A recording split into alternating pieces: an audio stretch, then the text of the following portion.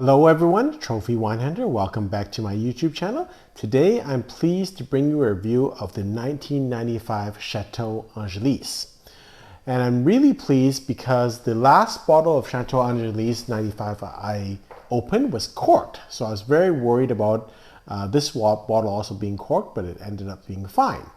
So Chateau Angelus is a Emilion wine, very famous, one of the top producers in that region. It's owned by the de Bouard family. They moved to Saint-Emilion in 1910. They bought, I guess they inherited some of the wineries or the vineyards in 1922.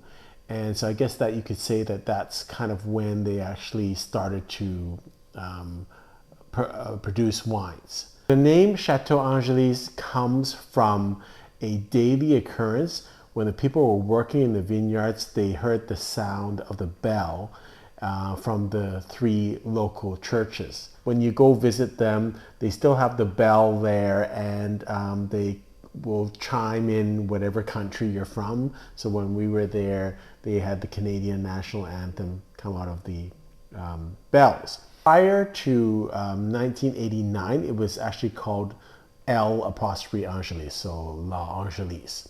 So in 1989, Hubert de Bouard started to take over the management of the company or his family business. And that was a real turning point. Prior to that point, Angélus was kind of a good and bad wine. It had some good years, had some bad years. But Hubert really focused them. And he was a great marketing person. So the two really great things he did for marketing is, one, he dropped the L and it became Angélus instead of L'Angelus. And I guess it becomes, listed first in the, alphabetically when you list wines, it's listed first. So there is some advantage to that, and that actually did help the wine. The second thing he did is he actually was responsible for the association with James Bond movies, and you'll see Angélus in James Bond movies, and that's another great thing. But he wasn't only just a marketing genius, he actually did some great things in the vineyard as well. And a lot of things that we're going to talk about, a lot of wineries do today, but in those days in 88, 89, it was very revolutionary, and it really brought up the winery quite tremendously. So he did a number of innovations. First thing he did was that he fermented with open top vats, and he conducted malolactic fermentation in small barrels. He used techniques that were popular in Burgundy but were popular in Bordeaux. That included fermenting with whole berries, aging on lees, vinifying and harvesting parcel by parcel. These sound like things that we do today, like lower yields, increasing leaf canopies. But in those days, it was really revolutionary. He used new French oak barrels. He improved the drainage system. So really, and he was one of the first to sort with electronic sorters. He also does things like he hand picks the berries, has like manual sorters to do that. So all these type of things, a lot of other wineries now do today, but in those times it was really revolutionary. So in 2012, they became a Grand Cru Classé A wine. And that was a great honor, and I think there's a special label on that year. I think it's black.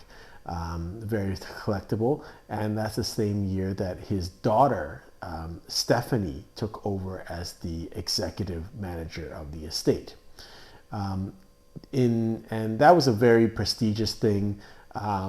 Since then, they've now come out of the system. So in 2022, they announced that they're no longer part of the classification system, and starting with the 2022 vintage, they will no longer put Grand Cru Classé A on their labels. So at this point, it wasn't, and this is 1995 label, so you'll see a close-up on this label. It does not say Grand Cru Classé A because it wasn't at that time. And so it's very interesting. So we're tasting a wine here which is kind of in the middle. So it is when Hubert had taken over. So it's had some innovations, but not to the level that the modern day Angélus, which is even better than this wine. So 2014. Between 2012 2014, they did a huge upscale renovation of the whole property. So that's also improved the winery. Let's talk a little bit about the actual winery. It's between 39 to 42 hectares, planted about 50% Merlot, 47% Cabernet Franc, and a little bit of Cabernet Sauvignon. They don't use much of it. It's mostly now a blend of Cabernet Franc and Merlot. And I think they like to increase the Cabernet Franc. Now it's interesting to note that we talk a little bit about this grape called Bouchet, which is a clone of Cabernet Franc, which a lot of wineries chose not to. So there was a frost in the 60s, and the government actually asked most of the wineries to replace the Cabernet Franc with, or Bouchet at that time, with Merlot because it's easier to to grow. Some wineries refused to do that, and now they still have strains of the Bouchet grape, notably Cheval Blanc and Ausson. I think Le Pin also has that. I don't believe Angélus has the Bouchet clone, but I may be incorrect. But anyways, Bouchet, the original clone of the Cabernet Franc grape, was named after Elisabeth Bouchet, who was the grandmother of Hubert de Bouard. So the reason why Bouchet is important is because it's a clone of Cabernet Franc because it went through the frost that's fairly resistant to almost anything, including frost. And so therefore, even in bad vintages, those wineries that have Bouchet clones of the Cabernet Franc grape usually do quite well, and that's why you don't have really off vintages of Cheval Blanc very much. Or Le Consolant is another one that has, I'm certain that has Bouchet grapes clones. I'm not sure if Angélus has it, but they do have a lot of Cabernet Franc vineyards. So I've been in St. Emilion region, and one of the things you notice is that Angélus is actually on the bottom of the slope. So if you look at the slope, I think mid slope is Cheval Blanc, and then high up is Pavie. Angélus is way down on the lower part of the slope. So just topographically, you'd think it'd really be difficult for them to make the same quality of wine as Cheval Blanc and Pavie and a lot of the wines that have a bit of vineyards that have a bit more slope. They have done a lot of innovations, and they've done a lot to combat that. And I note that they also are very close to another vineyard called Beausejour-Bacot, which is also making great wine. So maybe I'm being prejudiced about this, and maybe that's it. So I've always, after visiting St. Emilion, always had kind of a negative impact on my view of Angélus. Prior to that, I actually had a very positive opinion because I love the gold label. So he was also a marketing genius, Hubert. So he's one of the first persons that went to Asia with the wine. Again, dropping the L was a very good idea. Angélus is a bit easier to pronounce than L'Angelus. And the gold, of course, many people and many cultures like gold, including Asian cultures. And it's a very easy wine to distinguish. It's easy to see. And it's known also because Angélus is difficult to pronounce as the wine with the golden bell.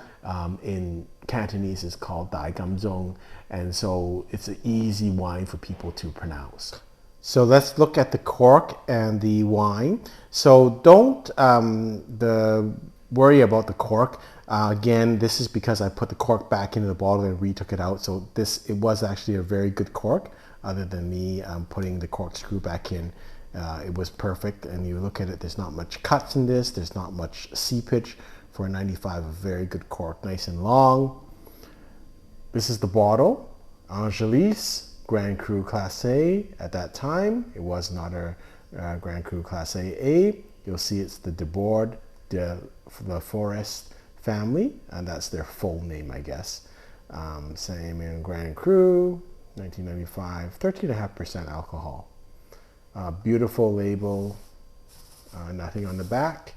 And let's go to the actual wine itself. It's got a little bit of sediment in here because I poured it back in, but you can see the color is still quite nice for a 95. Let's taste the wine. So I'll let you know that I have had this open. We had it at lunch at one of my favorite restaurants, Nightingale. If you're in Vancouver, it's a great restaurant, very knowledgeable wine people there, and a great food.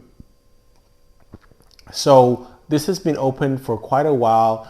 When we first opened it, the sommelier there was nice enough to double decant for me, so it was really vibrant. The fruit was great. He checked the bottle.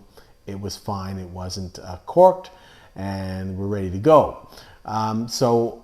It really evolves, and this is the key when we're drinking with especially older wines and also with better wines.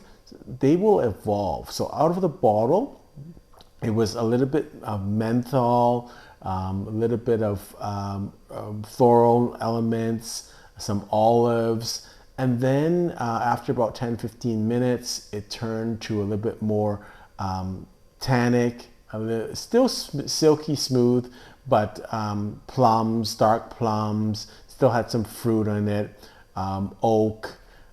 So it was kind of firming up a bit. Great with food. We had some spaghetti, we had some meatballs, we had some pizza. It was great with everything. So now this, it's been well aired. It's been over 4 hours since I've had it open, and so let's see how it's smelling and tasting now.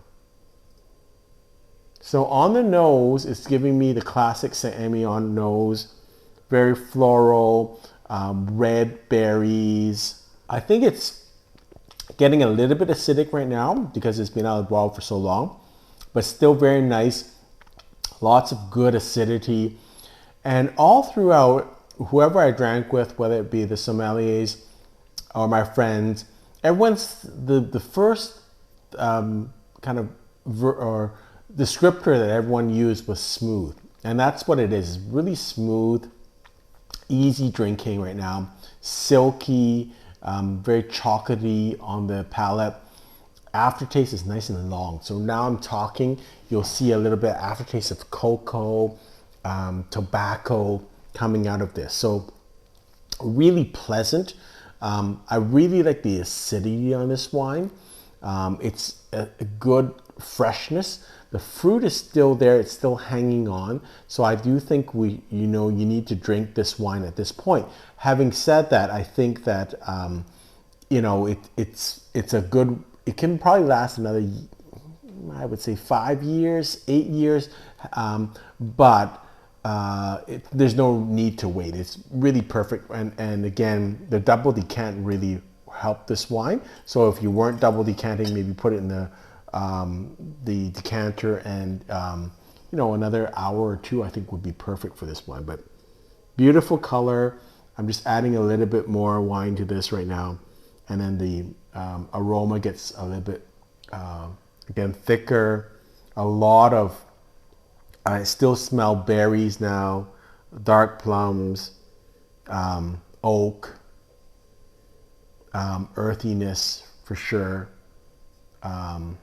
So it's a really complex wine, and then it's got that silky element to it, the chocolate, the kind of the opulent backbone to this wine. So it's a very, very pleasing wine to drink.